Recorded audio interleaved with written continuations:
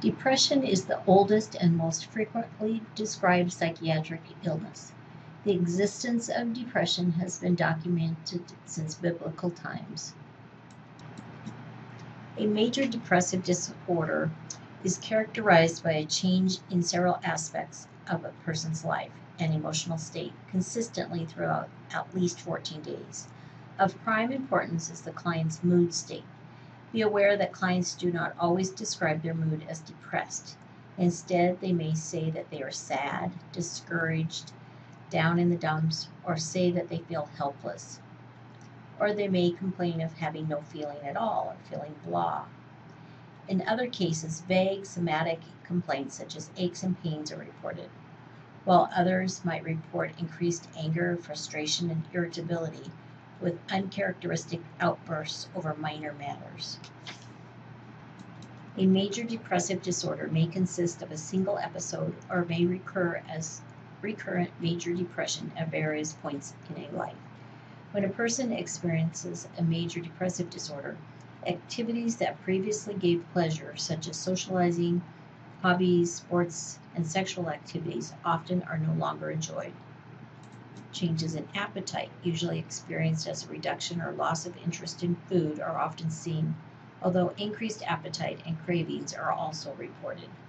Milder depressions include dysthymic disorder, or which describes a chronic depression for the majority of most days for at least 2 years, 1 year for children and adolescents.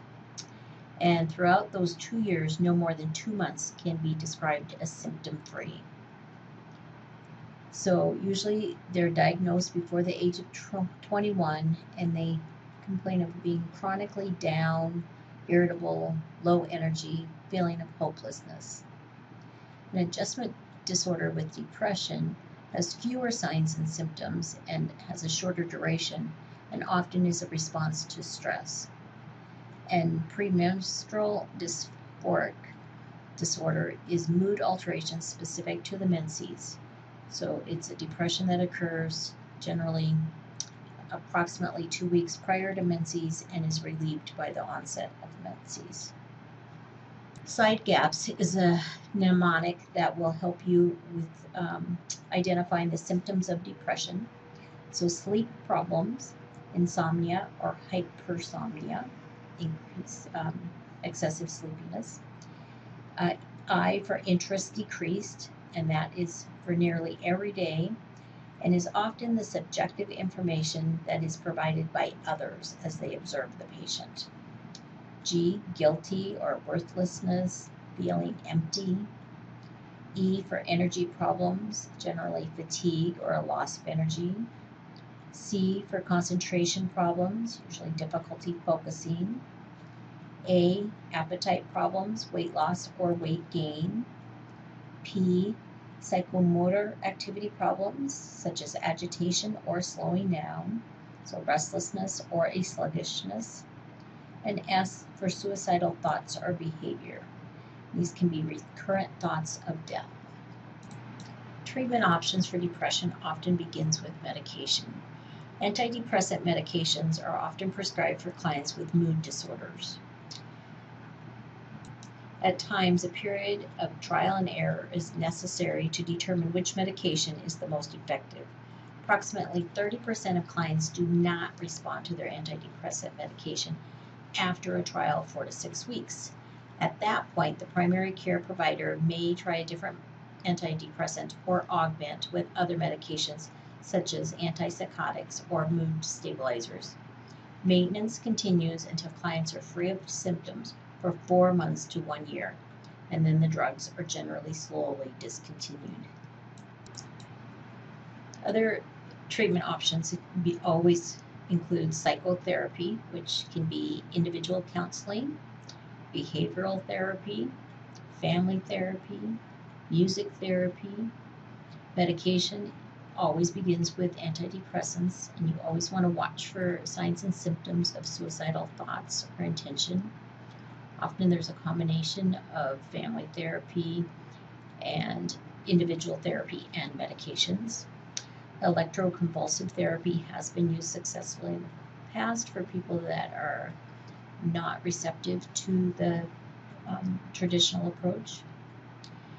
And then to always watch for new or more thoughts of suicide, any attempts at trying to commit suicide, any new or worsening depression, new or worsening anxiety, feeling agitated or restless, panic attacks, decreased difficulty sleeping, new or worsening irritability, any acting out aggressive behavior exhibited by anger or violent outbursts, any acting on dangerous impulses, whether or not the person is extremely hyperactive or hypomania, and any other unusual changes in behavior. Medications can have a different effect on different people.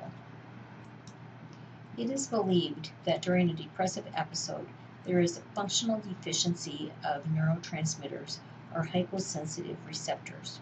Antidepressant medications increase the amount of available neurotransmitters by inhibiting neurotransmitter reuptake, by inhibiting monoamine oxidase, MAO, by blocking certain receptors, or by modulating the effect of neurotransmitters.